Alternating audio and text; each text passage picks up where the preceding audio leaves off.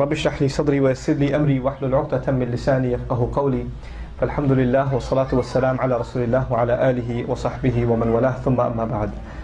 ইনশাআল্লাহ আজকের সংক্ষিপ্ত আলোচনার শুরুতে আমি প্রথমেই ধন্যবাদ জানাতে চাই আমাকে এখানে আমন্ত্রণ জানানোর জন্য। এখানে আসতে পেরে আমার বেশ ভালো লাগছে। আল্লাহ আজ্জা ওয়া জাল্লা এই কমিউনিটিকে বরকত দান করুন। এখানকার মসজিদটিতে সবসময় মানুষের উপস্থিতি বজায় থাকুক, বিশেষ করে ফজর এবং ঈশার সময়, এবং আল্লাহ যেন এই মসজিদটিতে তরুণদের উপস্থিতি দিয়ে ভরে রাখেন সকাল আর সন্ধ্যায়। আমিন ইয়া রব। আমি আজকে আপনাদেরকে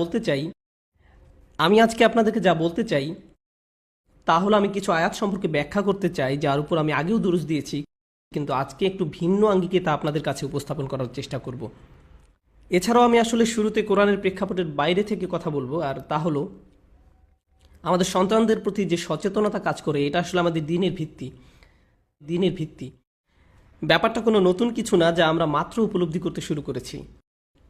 আমাদের ভবিষ্যৎ প্রজন্মের জন্য যে চিন্তা কাজ করে, এটা আমরা পেয়েছি আমাদের পিতা ইব্রাহিম আলাইহিসসালামের কাছ থেকে। আসলে তারও আগে আমরা যেই সচেতন বাবার কথা জানতে পেরেছি, তিনি ছিলেন নূহ আলাইহিসসালাম। নূহ আলাইহিসসালাম তার সন্তানদের ব্যাপারে বেশ উদ্বিগ্ন ছিলেন। তিনি আল্লাহ তাআলার কাছে সন্তানদের উদ্ধারের জন্য প্রার্থনা করেছিলেন। তো আমাদেরকে সন্তানদের দ্বীনি বিষয়ে আমাদের সচেতনতা এই ধর্মের বহু পুরাতন ভিত্তি, এই ধর্মের একটি মৌলিক অংশ। আর আল্লাহ আজ্জা ওয়া জাল্লা আমাদের একটা বিষয় শিখাতে চেয়েছেন। আমাদের বেশ কয়েকবার এমন নবীদের ব্যাপারে জানিয়েছেন যাদের নিজ সন্তানদের মধ্যে সমস্যা ছিল। অনেকবার ইব্রাহিম আলাইহিসসালামকে আল্লাহ অত্যন্ত নেককার দুজন সন্তান দিয়েছিলেন। তাকে দিয়েছিলেন ইসমাইল এবং ইসহাক। তিনি দুজন অপূর্ব সন্তান পেয়েছিলেন, কিন্তু নূহ আলাইহিসসালাম তেমন পাননি।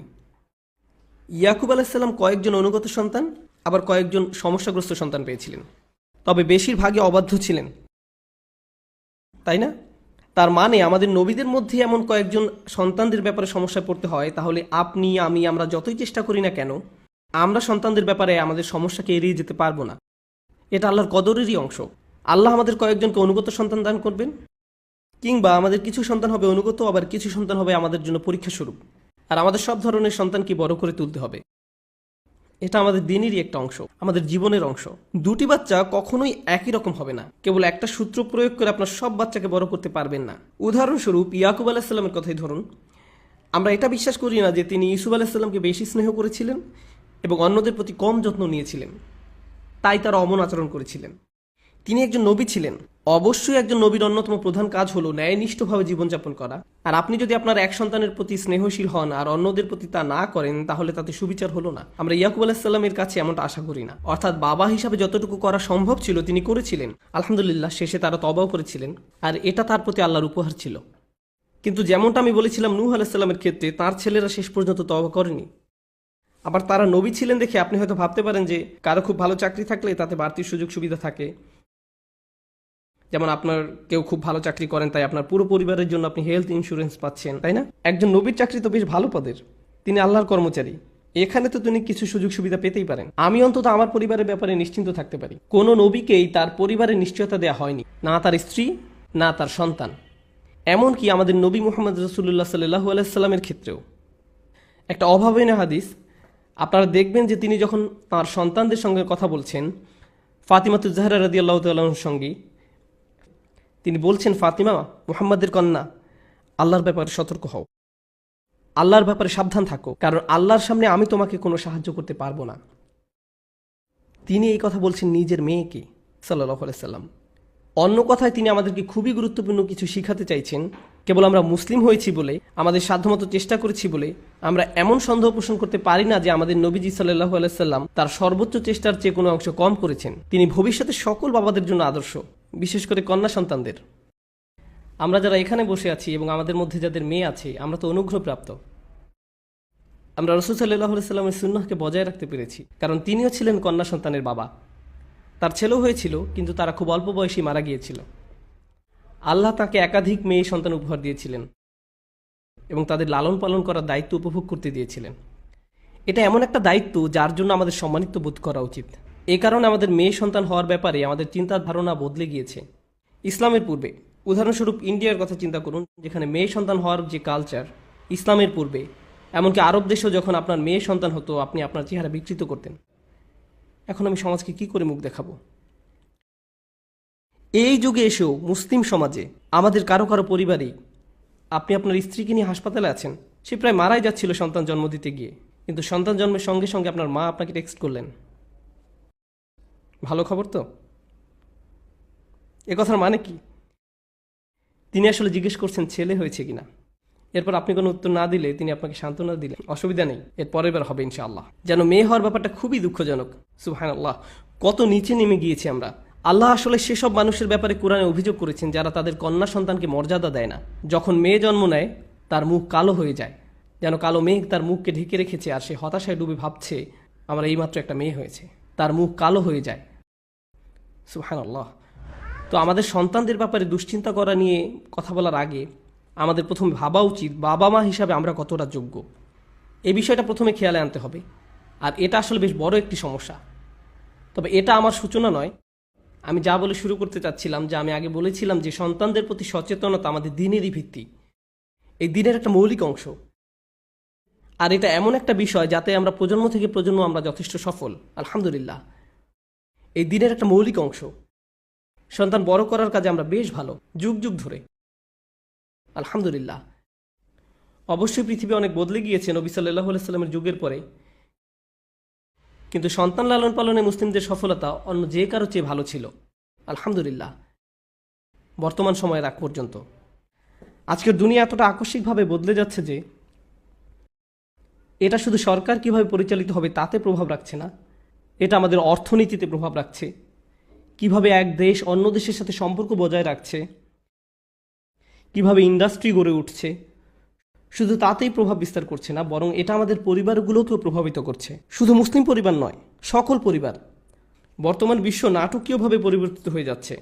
আমাদের পরিবারের এখন যেমন অবস্থা দেখতে পাচ্ছি,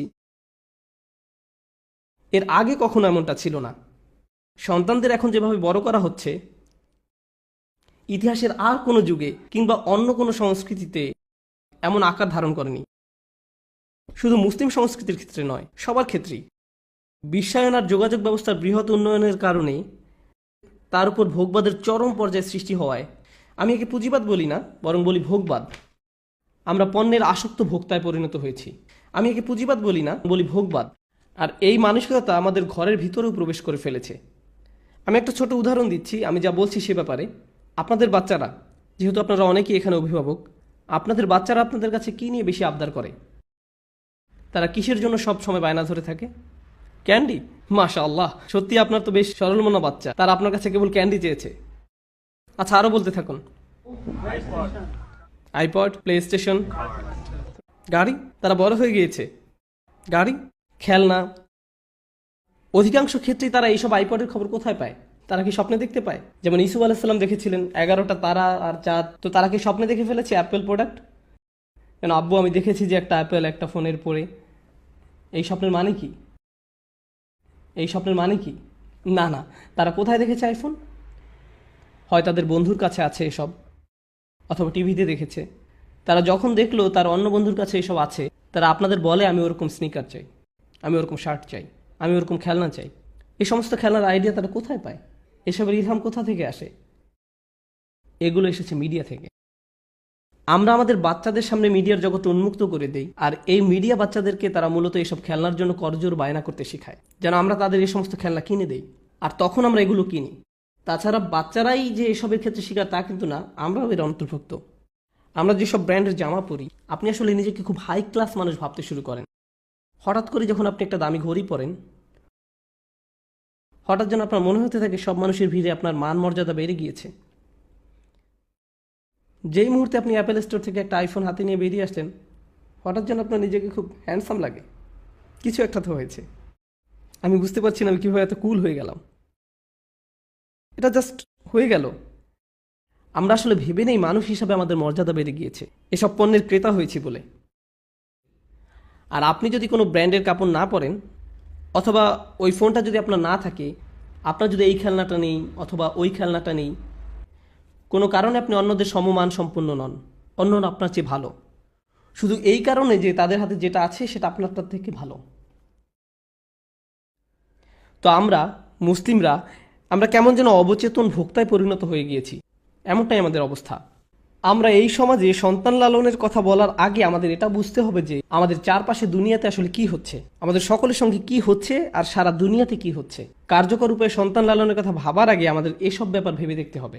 এটা বেশ বড় একটা সমস্যা। দ্বিতীয় বড় সমস্যাটা হলো আপনার কাছে সাফল্যের মানে কি, কি সে আপনার মর্যাদা বাড়ায়। এখন তো বাচ্চাদেরকে এই মানসিকতা দিয়ে বড় করা হচ্ছে যে তাদের মূল্য এসব প্রোডাক্ট দ্বারা নির্ধারিত হয়।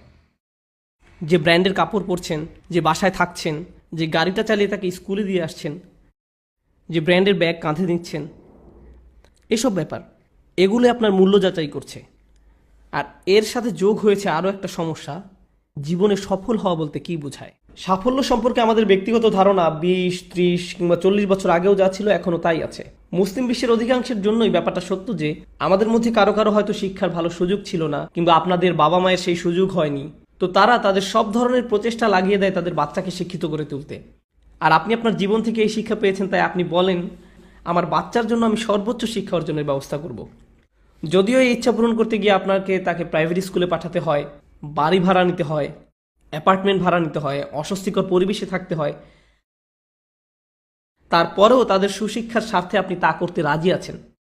যদি আমার অস্বাভাবিক লোন নিতে হয় তাকে আইভি লিগ বা মেড স্কুলে পাঠাতে, কিংবা তাকে কোনো লিড প্রোগ্রামের অন্তর্ভুক্ত করতে, আমরা তা করতে রাজি আছি। কেন? কারণ আপনাদের কাছে সাফল্যের সবচেয়ে গুরুত্বপূর্ণ ধাপ কি?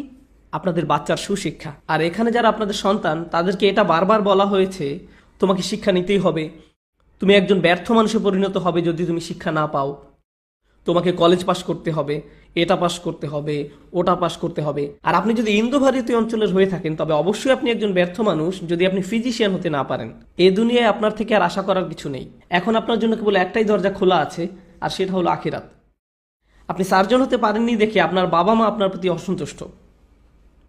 আর ডেন্টিস্ট তো একেবারেই হবেন না, ডেন্টিস্ট হওয়া তো অপমানজনক। সেটা নিয়ে চিন্তা করে সময় নষ্ট করার দরকার নেই। এই আমাদের অবস্থা। তবে খেয়াল করুন, ফিজিশিয়ান হওয়া আমাদের একটা নির্দিষ্ট গোষ্ঠীর কাছে কেন এত গুরুত্বপূর্ণ আপনি জানেন কেন? কারণ এতে সবচেয়ে বেশি টাকা আসে। এজন্য না যে আপনি কারো জীবন বাঁচাতে পারছেন কিংবা মানবতার সাহায্য করছেন। এই ধারণার সাথে ফিজিশিয়ান হওয়ার কোনো সম্পর্ক নেই। যদি ডাক্তার আর বাস ড্রাইভারদের বেতন সমান হতো তবে দেশি কমিউনিটি বাচ্চাকে ডাক্তার বানানোর জন্য এত লাফালাফি করতো না। আমাদের মাঝে কোনো উৎসাহ নেই নিজের সন্তানকে পৃথিবীর উদ্ধারকর্তা হিসেবে দেখার। না, নেই। বাবা মা খুব খুশি হয়ে যায় যখন দেখে ছেলে ডাক্তার হয়ে ফিরেছে, কিন্তু ছেলে বলছে আমি 3 বছরের জন্য চলে যাব, আমি বন্যা কবলিত এলাকায় যাব, 3 বছরের জন্য কাজ করব, এরপর আমি সোমালিয়া যাব, তারপর পাকিস্তান যাব, তারপর বাংলাদেশ যাব, তারপর মালয়েশিয়াতে। আমি শুধু সেবাদান করব, বেতন নিব না, কোনো লাভের জন্য কাজ করব না। তখন সেই বাবা মা বলবে, ইয়া আল্লাহ, আমরা আমাদের সব টাকা পয়সা ঢেলে দিয়েছি তোমাকে ডাক্তার বানাবার জন্য, আর এখন তুমি এইসব করবে? তোমার তো সেই রকমের রক্তচোষা মেশিনের অংশ হওয়া উচিত ছিল, ইন্স্যুরেন্স বা ফার্মাসিউটিক্যাল কোম্পানিগুলোর অংশীদার। আমরা তো তোমাকে তাই বানাতে চেয়েছিলাম। তুমি কেন মানুষের জীবন বাঁচাবে? তোমার সমস্যা কি? এই হলো আমাদের অবস্থা। এদিকে আমরা ভাবি আমাদের ছেলে মেয়েদের মাঝে ঝামেলা আছে। আমাদের উচিত আয়নায় নিজেদের দেখা। আমরা আসলে কাদের তৈরি করছি? কোনো একটা ব্যাপার একদম গোড়া থেকে পরিবর্তন হয়ে গিয়েছে। আমাদের কাছে সাফল্য হলো টাকা পয়সা। শিক্ষা সম্পর্কে আমাদের ধারণা হলো এমন একটা ক্যারিয়ার যাতে অনেক টাকা আসে। সবকিছুর মূলই অর্থ সম্পদ।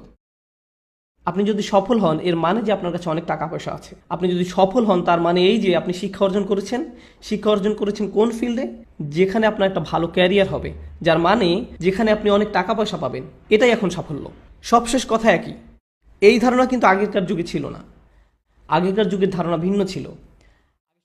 আগে সকলের ধারণা ছিল আপনি শিক্ষিত হয়েছেন এর মানে হচ্ছে আপনি নিজেকে বুঝেন, আপনার চারপাশের জগৎটাকে বুঝেন, আর আপনি পৃথিবীকে আরো সুন্দর বাসযোগ্য করে তোলার জন্য কাজ করছেন।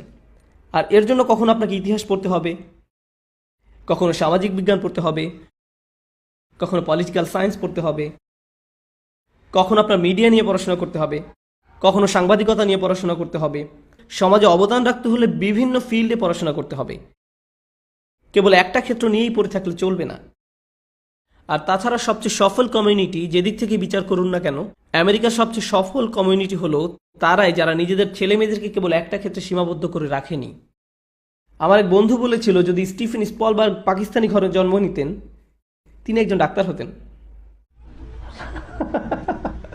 কেন? কারণ আপনি জানেন সেখানকার অবস্থা। তুমি ফিল্ম স্কুলে পড়তে চাও, এসবের মানে কি? তুমি কি মেডিসিন শাস্ত্রে ফেল করেছো? আপনি আপনার বাবা মায়ের ব্লাড প্রেশার বাড়িয়ে দিবেন। এখন চলুন সন্তান বড় করা সম্পর্কে অল্প কিছু কথা বলি। সবচেয়ে আগে আমাদের মানসিকতা বদলাতে হবে।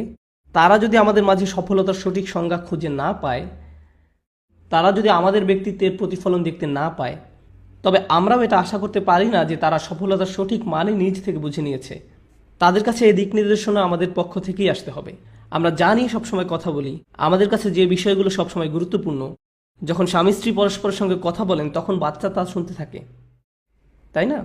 সবসময় তাদের কান সবসময় খোলা থাকে। এখন আপনারা যদি বিল সংক্রান্ত কথা বলেন, বাড়ি ভাড়া নিয়ে কথা বলেন, কিংবা আপনারা সবসময় মুভি নিয়ে কথা বলেন, কিংবা অন্য পরিবার সম্পর্কে কেবল বাজে কথা বলেন, তারা কি করে না করে এসব আলোচনা করেন, সন্তানরা ভেবে নিবে যে বড়রা এমনই, আমার বাবা মা এসব করে, ভেবে নিবে যে বড়রা এমনই। এগুলোই তাদের জীবনে গুরুত্বপূর্ণ হয়ে দাঁড়াবে। কিন্তু আপনি আর আপনার স্ত্রী যদি কোরআন নিয়ে কথা বলেন, আখিরাত নিয়ে কথা বলেন, অন্যের জন্য ভালো কিছু করার কথা বলেন, কাউকে সাহায্য করার কথা বলেন, তারা আপনারটা দেখেই শিখে নেবে। আপনার তাকে লেকচার দিতে হবে না। এই ব্যাপারে তারা কেবল আপনাকে দেখবে। সবচেয়ে কার্যকর প্যারেন্টিং সেটাই, যেখানে বাচ্চাকে কোনো কাজ করাতে বাবা মায়ের কোনো কিছু বলতে হয় না। তারা দেখতে দেখতে শিখে ফেলে, কারণ তারা এসবই সবসময় দেখছে। আপনাদের মধ্যে অনেকেই ভাবেন যে আমি যদি নোমান ভাইয়ের লেকচারগুলো নিয়ে এসে বাচ্চাদেরকে বসিয়ে শোনাতে পারতাম, ইনশাআল্লাহ এরপর তারা ভালো হয়ে যেত। শুধু কয়েকটা ইউটিউব ভিডিও আর সমস্যা সমাধান হয়ে যাবে, এতে আসলে কোনো উপকার হবে না। আর আপনি হয়তো এতদিনে সেটা বুঝে ফেলেছেন। আর আপনিই হচ্ছেন আপনার সন্তানদের প্রকৃত কাউন্সিলর। আমি আমার সন্তানের প্রকৃত কাউন্সিলর। আমাদের তাদের সবচেয়ে ভালো বন্ধু হতে হবে। আর এরপরের কথা হচ্ছে বিশ্বের পরিবর্তন। আপনি জানেন পুরনো যুগে বাবা মায়ের সাথে সন্তানদের একটা প্রাকৃতিক সম্পর্ক বিরাজ করত, কিন্তু নতুন যুগে আব্বু দিনের বেশিরভাগ সময় অফিসে কাজ করেন, বাসায় আসেন ক্লান্ত হয়ে। আর যে সময় তিনি ক্লান্ত হয়ে বাসায় আসেন তখন অধিকাংশ বাচ্চাই ঘুমিয়ে পড়েছে। আর যখন তিনি অফিসে যান বাচ্চারা তখনও ঘুমিয়েই থাকে। আর তেমন যদি নাও ঘটে, তিনি হয়তো যাওয়ার আগে বাচ্চাদের 5 মিনিটের জন্য দেখতে পান, যখন তারা ব্রেকফাস্ট করছে। তিনিও চলে যান, তারাও চলে যায়। তার মানে 7 দিনের মাঝে 5 দিনই বাবা আর বাচ্চার মাঝে কোনো কথোপকথন হয় না। তাও যদি হয় সেটা তুমি হোমওয়ার্ক শেষ করেছো, আচ্ছা যাও আমার জন্য পানি নিয়ে আসো, এতটুকুই। এর মাঝেই সীমাবদ্ধ। তারপরে আসে ছুটির দিন। কিন্তু ছুটির দিনগুলোতে এখানে দাওয়াত থাকে, ওখানে পার্টি থাকে, আপনার 12টা পর্যন্ত ঘুমানো লাগে, বাসার কিছু কাজ করতে হয়, ইত্যাদি ইত্যাদি। আপনি তখনও সন্তানদের সঙ্গে সময় কাটান না, তাদের সঙ্গে সত্যিকারের কথাবার্তা বলেন না, তাদের সাথে আপনার আসলে কোনো যোগাযোগই নেই। এটাই মূল সমস্যা। আমাদের বাচ্চাদের জন্য সময় বের করে নিতে হবে সপ্তাহের মাঝে আর সপ্তাহের শেষে। এটাই আপনার এবং আমার জন্য কার্যকরী উপদেশ। আমাদের সন্তানদের জন্য সময় খুঁজে নিতে হবে, কেবল তাদের কথা বলার জন্য, কেবল তাদের সাথে কথা বলার জন্য। শুধু শুনুন তারা কি বলছে আর কথা বলুন তাদের সাথে। আমাদের উচিত তাদের জীবনের একটা অংশ হওয়া, তাদের জীবনের একটা বড় অংশ হওয়া। আপনাদের অনেকের ক্ষেত্রেই আপনাদের সন্তানদের কাছে আপনাদের একমাত্র ভূমিকা হলো আপনি বাড়ির একটা দেয়ালের মতন। এটা সব সময় থাকে, কিন্তু এর সাথে কেউ কথা বলে না। আপনার একে দরকার আছে, আর এটা অনেক গুরুত্বপূর্ণ। এই কারণ ছাড়া আর কোনো সম্পর্ক নেই এর সাথে। আপনি জানেন এই ধরনের বাবা মায়ের সাথে কি হয়? তারা তাদের আচরণের প্রতিফলন পায় যেই মুহূর্তে সন্তানেরা টিনেজার হয়, তারা কিছুটা স্বাধীন হয়ে যায়।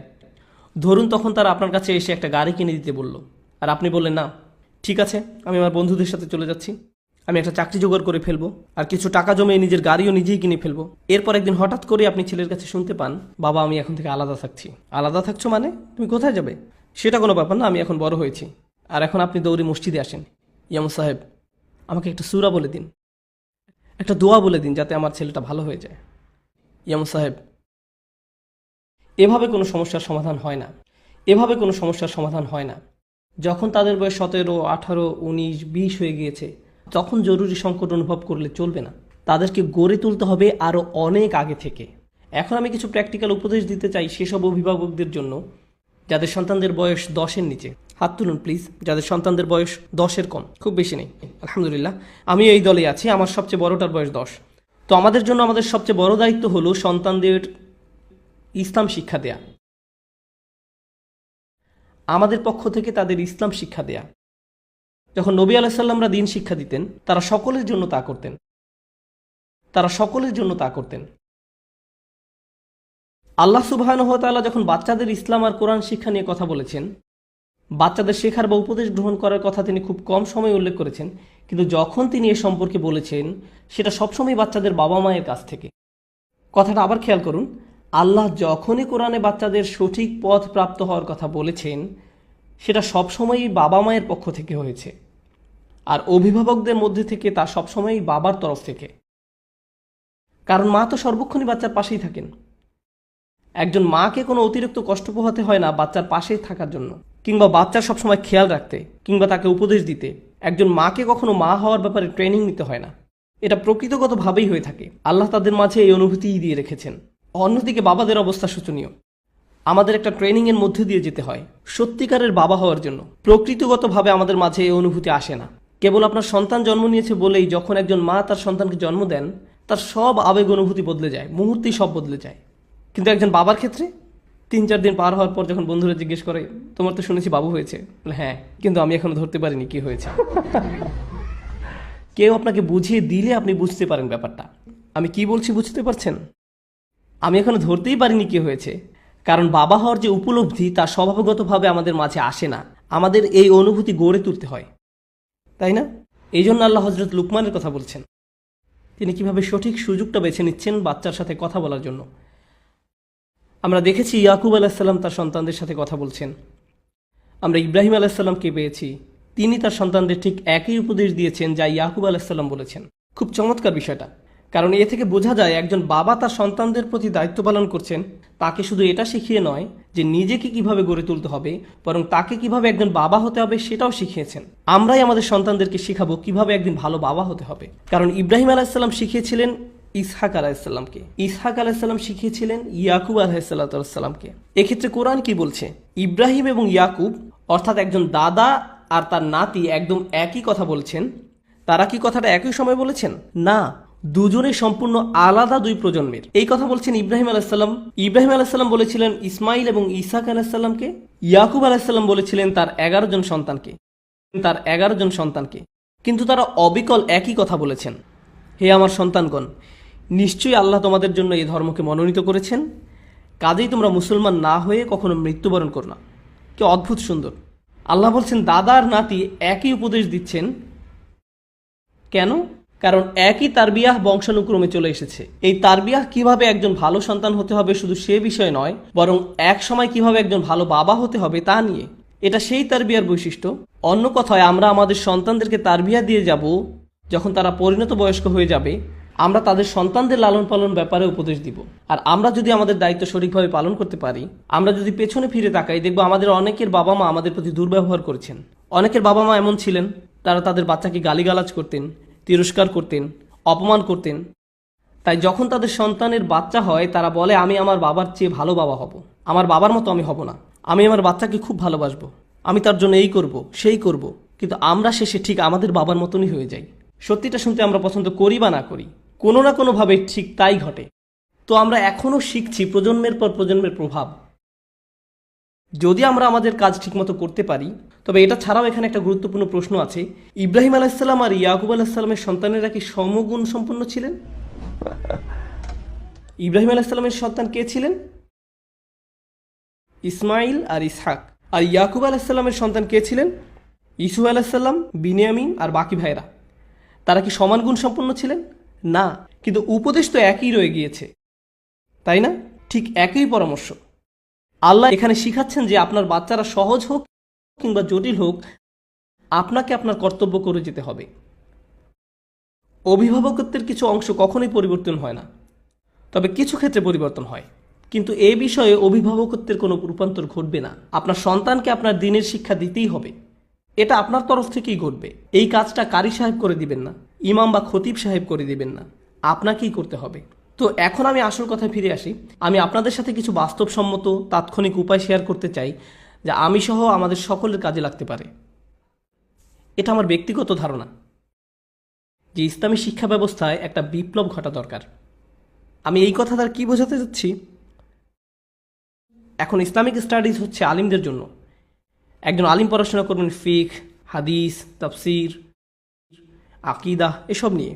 তারা এসব কিছু নিয়ে পড়াশোনা করে একজন আলিম হবেন, আর তারা এই বিষয়সমূহ নিয়ে অনেক উচ্চ লেভেলের পড়াশোনা করবেন। কিন্তু ঠিক তাদের নিচেই আরেকটি লেভেল আছে, যেটা আমাদের আসলে তৈরি করে নিতে হবে। এটা তেমন একটা দেখা যায় না এখনো। আমাদের সৃষ্টি করতে হবে ইসলামী শিক্ষার এমন একটা লেভেল যেখানে আমরা কেবল আমাদের দৈনিক জীবনযাপনের জন্য ইসলাম শিখব। আমি এখানে ফিকহ শিক্ষার কথা বলছি না, আমি বলছি বাবাদের প্রতি উপদেশের কথা, স্ত্রীদের প্রতি উপদেশের কথা। এরকম একটা কারিকুলাম, কিভাবে একজন ভালো মুসলিম স্ত্রী হতে হয়, কিভাবে একজন ভালো মুসলিম স্বামী হতে হয়, কিভাবে একজন ভালো মুসলিম বাবা হতে হয়, কিভাবে একজন ভালো মুসলিম ছেলে হতে হয়, ভালো মেয়ে হতে হয়, আল্লাহ কি কি উপদেশ দিয়েছেন এই ব্যাপারে আমাদের একজন ভালো মানুষে পরিণত করার উদ্দেশ্যে। এটাই হলো শিক্ষা। সত্যিকারের শিক্ষা মানে এই না যে আপনি C++ জানেন, আপনার মাইক্রোসফটের উপর একটা সার্টিফিকেশন আছে, আপনার সিস্কোয়ের উপর সার্টিফিকেশন আছে, আর এর সাথে আপনার অ্যাকাউন্টিংয়ের উপর একটা ডিগ্রি আছে, আপনি MBA করেছেন। এত কিছুর মানে হলো আপনি জানেন কিভাবে টাকা পয়সা বানাতে হয়।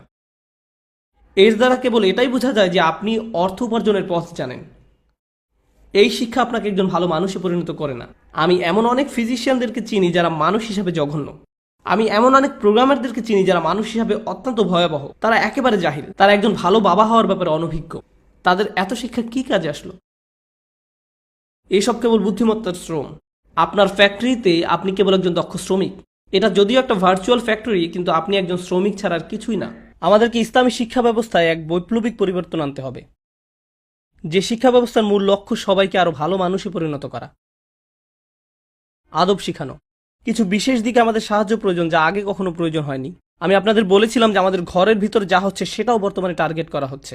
বেশিরভাগ মুসলিম বাবা এখন জানেনই না ভালো বাবা হওয়ার মানে কি। এগুলো আমাদের কাছে খুব সহজ এবং স্বাভাবিক ছিল আগে, এই দায়িত্বগুলো বোঝা খুব একটা কঠিন ছিল না। কিন্তু এখন বৈশ্বিক পরিবর্তনের কারণে, আমাদের জীবনযাপন পদ্ধতির পরিবর্তনের কারণে আমাদের এসব আবার শিখতে হবে। এই জ্ঞানের কাছে ফিরে এসে আবার নতুন করে শিখতে হবে। বিশেষ করে কিভাবে সন্তান লালন পালন করতে হয় তা জানতে হবে। আপনারা এক সেট CD পাবেন, আমার মনে হয় অনলাইনে MP3ও পেয়ে যেতে পারেন। আমি চাই আপনারা সবাই সেটা শুনবেন। সিডিগুলো আমার করা না, এমন একজন ভাই করেছেন যাকে আমি খুব বেশি সমাদর করি, ভাই Hisham Al Awadi, children around the messenger. তার একটি সিরিজ হলো চিলড্রেন অ্যারাউন্ড দ্য মেসেঞ্জার আর মাদার্স অফ বিলিভার্স। এই দুইটি সিরিজ আমি চাই এখানে সবাই, বিশেষ করে বাবারা, তাদের সম্পূর্ণ পরিবার নিয়ে শুনবেন। চিলড্রেন অ্যারাউন্ড দ্য মেসেঞ্জার, বাবারা তাদের সম্পূর্ণ পরিবার নিয়ে শুনবেন। এটা খুবই গুরুত্বপূর্ণ। এটা আমাকে গভীরভাবে উপকৃত করেছে, আর এটা সাধারণ অভিভাবকদেরও অত্যন্ত উপকারে আসবে। এগুলো আমাদের খুব স্বল্প রিসোর্স হলেও অত্যন্ত মূল্যবান। আমাদের এই সুবিধাগুলো কাজে লাগাতে হবে, আর ইনশাআল্লাহ আমাদের পুরো পরিবারের উচিত এই লেকচারগুলো শোনা। আপনারা আইপ্যাডে রাখতে পারেন, কিংবা গাড়িতে বসেই সবাই একসাথে শুনতে পারেন। আপনার বেশ কাজে আসবে। আপনার সন্তানকে সঙ্গে নিয়েই কোরআন তেলাওয়াত করুন। একজন কারি ডেকে তাকে দিয়ে তেলাওয়াত করাবেন না, কাজটা নিজেই করুন। আপনার সন্তানকে সঙ্গে নিয়েই করুন। মাওলানা সাহেব আসুন, কোরআন পড়ান, পড়ে বাসায় চলে যান। আর আপনি, আপনার সময় নেই এসবের জন্য? আপনার যদি কোরআনের জন্য হাতে সময় না থাকে, তাহলে আপনার বাচ্চাকে কেন কোরআনের জন্য সময় বের করে নিতে হবে? আপনার সন্তানের সঙ্গে বসুন আর 20 মিনিট ধৈর্য ধরুন। শয়তান আসবে, সে আপনাকে বারবার হাই তুলতে বাধ্য করবে। আপনার তখন পিপাসা হবে, ঘুম আসবে, আপনার হঠাৎ মনে পড়ে যাবে যে আপনার একটা মিটিংয়ের কথা। এত সব কিছু এই 20 মিনিটের মধ্যেই হবে। কেন? কারণ আপনি এই 20 মিনিট কোরআনের জন্য দিতে চাইছেন, আর শয়তান সেটা ঘৃণা করে, সে সহ্য করতে পারে না। কিন্তু এই 20 মিনিট ধৈর্য রাখুন, নিজেকে সমর্পণ করুন আপনার বাচ্চার জন্য, পুরো পরিবারকে সঙ্গে নিন। দিনের একটা সময় আমরা সবাই একসাথে বসবো, আর আমরা সবাই কোরআন পড়ব, কোরআনের ব্যাখ্যা শুনবো, না হয় অন্তত অনুবাদ শুনবো সকলে একসঙ্গে। যদি 1 ঘন্টার জন্য তা সম্ভব না হয়, তবে অন্তত 10 মিনিটের জন্য তা করুন, তাতেও হবে। কেবল শুনুন, কোরআনের অল্প কিছু অংশ 10 মিনিটের জন্য, তেলাওয়াত ছাড়া আর এটুকু করুন। তেলাওয়াতের জন্য আমি কতটুকু সময় রাখতে বলেছি? 20 মিনিট। আর অনুবাদের জন্য বা তাফসির অথবা ব্যাখ্যা শোনার জন্য কতক্ষণ? 10 মিনিট। তো প্রতিদিন মোট কতক্ষণ? এই 30 মিনিট আপনি আর আপনার গোটা পরিবার আল্লাহর উদ্দেশ্যে কিছু করলেন। আমি পরামর্শ দিব মাগরিব আর ঈশার মধ্যবর্তী সময়টা বেছে নিতে। ঠিক আছে, আপনি হয়তো বলবেন আমার বাচ্চাদের পরীক্ষা চলছে, এখন মে মাস, সেমিস্টার শেষ হোক আগে। আচ্ছা ঠিক আছে, আমি এটা মেনে নিলাম, কিন্তু গ্রীষ্মের ছুটিতে আপনারা এই কাজটা করবেন, প্রতিদিন মাত্র 30 মিনিট। এমনটা বলবেন না আমি আমার বাচ্চাকে কোন প্রোগ্রামে ভর্তি করব। আপনি আপনার বাচ্চার প্রোগ্রাম, অন্য সব প্রোগ্রাম পরের ব্যাপার। আমাদের এভাবে বোঝাপড়া করে নিতে হবে। ইসলাম অটো পাইলটের মতন ধরলে চলবে না। আর আমি এটা বলেই আমার কথা শেষ করতে চাই। আমি কি বোঝাতে চাইছি? আমরা আসলে একটা মুসলিম সমাজে বড় হয়েছি। আমাদের মধ্যে অধিকাংশরই, আমার নিজেরও, আমাদের বাবা মায়ের কখনো আমাদের ঈমান সম্পর্কে দুশ্চিন্তা করতে হয়নি। তারা এমন দুশ্চিন্তাগ্রস্ত ছিলেন না যে আমার ছেলে কি খ্রিস্টান হয়ে যাবে, নাকি সে নাস্তিক হয়ে যাবে, কিংবা ইহুদি হয়ে যাবে। এসব নিয়ে তাদের মাথা ব্যথা ছিল না। তারা ভাবতেন না আমার ছেলে জুমার নামাজ না পড়ে অন্য কোথাও ঘুরতে গেল কিনা। তারা এসবের ব্যাপারে চিন্তাগ্রস্ত ছিলেন না। তাদের মনে এমন কোনো আশঙ্কা আসতো না। তাদের ভাবতে হতো না যে তাদের ছেলে কোনো গ্যাংয়ে যোগ দিল কিনা, কিংবা ড্রাগ নিল কিনা, কিংবা বাড়ি ছেড়ে পালিয়ে যাবে কিনা। তো ইসলাম শিখানোর ব্যাপারে তাদের খুব একটা ভাবতে হয়নি, কারণ গোটা সমাজ আপনাকে কোনো না কোনো ভাবে তা শিখিয়ে দিচ্ছিল। স্কুল থেকে সে শিক্ষা পেয়েছেন, সব জায়গায় আপনি আজানের ধ্বনি শুনতে পেতেন। সমাজ আপনাকে ইসলামের সান্নিধ্যে নিয়ে এসেছিল। এখানে কি সেই সমাজ আছে? না। তাহলে এখানে আপনি আপনার বাচ্চাকে সেভাবে বড় করতে পারবেন না যেভাবে আপনার বাবা মায়েরা করেছিলেন। আপনি ধারণা করে নেন যে সবকিছু ঠিকঠাক মতো হয়ে যাবে, সব ঠিক হয়ে যাবে, আমরা তো ভালোভাবেই সব পার করেছি। ভাই, আপনি তা পেরেছেন কারণ আপনি সম্পূর্ণ ভিন্ন একটা দুনিয়ায় বসবাস করতেন, আর এখন অন্য এক দুনিয়া। এখানে কোনো নিশ্চয়তা নেই যে আপনার বাচ্চারা ইসলামকে ধরে রাখবে, কোনো গ্যারান্টি নেই, একেবারেই নেই। এই পরিবেশটা শুধু গাড়ির কালো ধোঁয়ায় দূষিত হয়েছে তা নয়, এখানে যেই দূষণ ঘটছে তা হলো কুফর। এই পরিবেশটা মানুষ এখন সন্দেহবাতিক হয়ে গিয়েছে। আমি আপনাদের বলে শেষ করতে পারবো না কত টিনেজার আমার কাছে এসেছে যারা ইসলামের ব্যাপারে সন্দিহান। তারা শুধু সন্দিহান তা নয়, তারা প্রতিনিয়ত অসংখ্য বাজে মন্তব্য শুনে থাকে দিন সম্পর্কে। তার উপর আমরা টেক্সাসে থাকি, আমরা অনেক খারাপ কথা শুনি। আজকে সকালেই 2 মরমন খ্রিস্টান ছেলে জুমার আগে আমার বাসায় এসেছিল। দরজায় নক করলো, খুলে দেখলাম 2টা বাচ্চা ছেলে, টিনেজ ছেলেরা দাওয়াত দিচ্ছে। আমি তখন ভাবছিলাম, ইস, আমাদের মাঝেও যদি এমন ছেলেরা থাকতো। আপনি কোনো টিনেজ ছেলেকে দেখেছেন যে সকালে উঠে তৈরি হয়ে নেয়, সুন্দর জামা কাপড় পরে, ইউনিফর্মের মতো বাইক নিয়ে বেরিয়ে পড়ে? এখন বাইরে 92 ডিগ্রি, এর মধ্যে তারা ঘরে ঘরে যেয়ে বলে আমরা আপনাকে সৃষ্টিকর্তার বাণী সম্পর্কে বলতে চাই। আপনি জানেন এটা করার জন্য কতটা সাহস দরকার? আমি তাদের ধর্মবিশ্বাস ভেঙে দেওয়ার আগে প্রথমে যেটা করতাম তা হলো বলতাম তোমরা যা করছো সেটা সত্যি প্রশংসার দাবি রাখ। বিস্ময়কর, তাদের কাছে এখনো সত্য আসেনি, তারপরে তারা এতটাই নিজেদের উৎসর্গ করেছে যে তারা তাদের বাচ্চাদের মাঝে এই ধর্মবিশ্বাস গেঁথে দিয়েছে। কারণ মরমন কমিউনিটি এই সিদ্ধান্ত নিয়েছিল যে তাদের সন্তানেরা তাদের অগ্রাধিকার পাবে। আমরা সবকিছু ভুলে যাব, আমাদের ধর্ম প্রচার করব না, অন্যদের তা শিখাতে যাব না, আমরা কেবল চিন্তা করব আমাদের সন্তান নিয়ে। আমরা সর্বোচ্চ চেষ্টা করব যাতে তারা এই ধর্ম উপলব্ধি করতে পারে। এ ধারণার জন্যই তাদের টিনের ছেলেরা আজ তাদের ধর্মকে ধরে রেখেছে। আর আমি বসে বসে তাদের সাথে কথা বলছিলাম। তারা বিশ্বাস করে তাদের বই হচ্ছে সৃষ্টিকর্তার বাণী, আর এটা অলৌকিক। আমি ভাবছিলাম, ওয়াও, এটা কোনো অলৌকিক বাণী নয়, কিন্তু আমি তোমাদের আত্মনিবেদনের প্রশংসা করি, আমি সত্যি এর তারিফ করি। আমি বলছি না চলুন সবাই আমরা মরমন হয়ে যাই কিংবা ওদের মতো হয়ে যাই। আমি শুধু বলছি, ভাই, আপনি যদি কোথাও ভালো কিছু দেখেন আপনার সেটা তারিফ করা উচিত। আর তাদের এমন কিছু ভালো গুণ রয়েছে যেগুলোর প্রশংসা করা উচিত। আমাদের অন্যান্য কমিউনিটি থেকে শেখার আছে। আর আমি বলছি, খুব দ্রুতই পৃথিবীর দৃষ্টিকোণ বদলে যাচ্ছে। যারা সৃষ্টিকর্তায় বিশ্বাস করে তারা থাকবে একদিকে, আর যারা সৃষ্টিকর্তায় বিশ্বাস করে না তারা থাকবে অন্যদিকে। এখন আমাদের নিজেদের মধ্যেই মতনৈক্য রয়েছে, বিভিন্ন মাযহাবের মধ্যে, মুসলিম আর খ্রিস্টানদের মধ্যে, হিন্দুদের মধ্যে, ইত্যাদি ইত্যাদি ইত্যাদি। কিন্তু খুব শীঘ্রই গোটা পৃথিবী 2 লাইনে বিভক্ত হয়ে যাবে। আমি কোনো সৃষ্টিকর্তায় বা কোনো ধর্মে বিশ্বাস করি না, এবং আমি একজন সৃষ্টিকর্তায় বিশ্বাস করি। এই পরিবর্তনই আগামীতে হতে যাচ্ছে। যুক্তরাষ্ট্রের প্রত্যেকটা কোণে কোণে এই পোলারাইজেশন ঘটছে, আর এটা দাবানলের মতো ছড়িয়ে পড়ছে। খবরদার এক মুহূর্তের জন্য ভাববেন না এই পরিবর্তন মুসলিম সমাজকে প্রভাবিত করবে না। করবে, অবশ্যই করবে। অভিভাবক হিসাবে আমাদের কোরআন শিখতে হবে, আমাদের সন্তানদের জন্য নয়, নিজেদের জন্য। আমাদের কোরআন পড়তে হবে, আর এতটাই ভালোবাসতে হবে কোরআনকে যে আপনার বাচ্চারা বড় হতে হতে জানবে, আমার বাবা, কেউ যদি তাদের জিজ্ঞেস করে তোমার বাবা কি করতে ভালোবাসতেন, তারা বলবে আমার বাবা কোরআন পড়তে ভালোবাসতেন।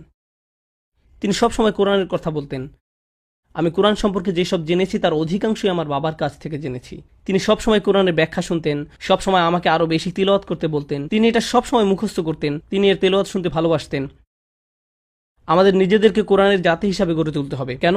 কারণ নবী সাল্লাল্লাহু আলাইহি সাল্লামকে সন্দেহগ্রস্ত মানুষেরা ঘিরে রেখেছিলেন, ঠিক যেমনটা আমাদেরকেও সন্দেহগ্রস্ত মানুষেরা ঘিরে রেখেছে। এবং সেই সময় একমাত্র জিনিস যেটা আপনাদের বিশ্বাস অটুট রাখবে সেটা কি? কোরআন, আল্লাহর বাণী।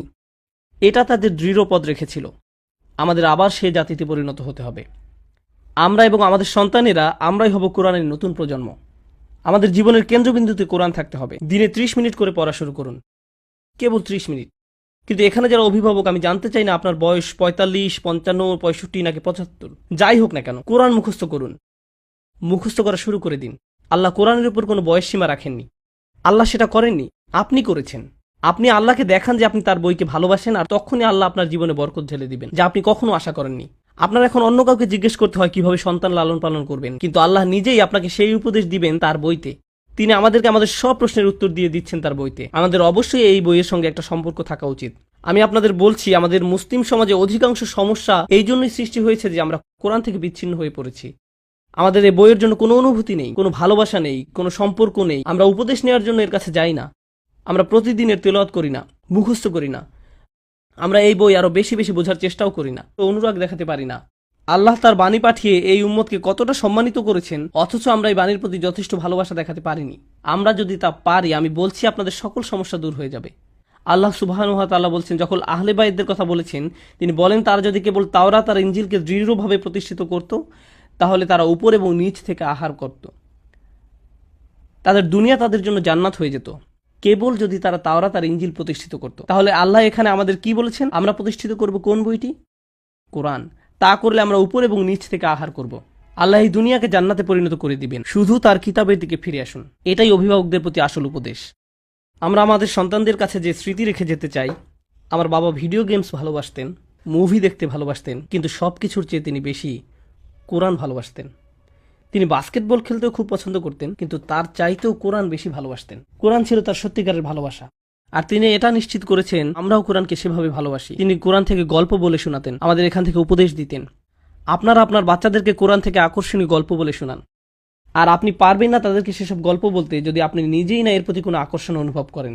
আপনি যদি সেসব গল্পে নিজেই মুগ্ধ না হন, তবে আপনি আপনার বাচ্চাদের চমৎকৃত করতে পারবেন না। কিন্তু ভাই, তাদের শৈশবকাল আপনি, অন্য কেউ নয়, আপনাকেই কোরআন থেকে তাদের গল্প বলে শোনাতে হবে।